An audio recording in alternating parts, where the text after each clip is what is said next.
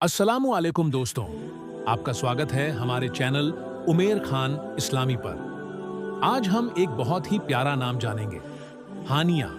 हानिया नाम अरबी से लिया गया है और यह नाम खासकर लड़कियों के लिए रखा जाता है।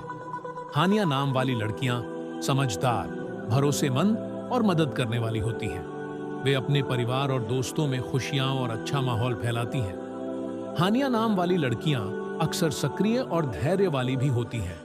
हर मुश्किल में हिम्मत नहीं हारती। और अब जानते हैं हानिया नाम का मतलब। हानिया का मतलब है खुशहाल, खुश किस्मत और खुशियां।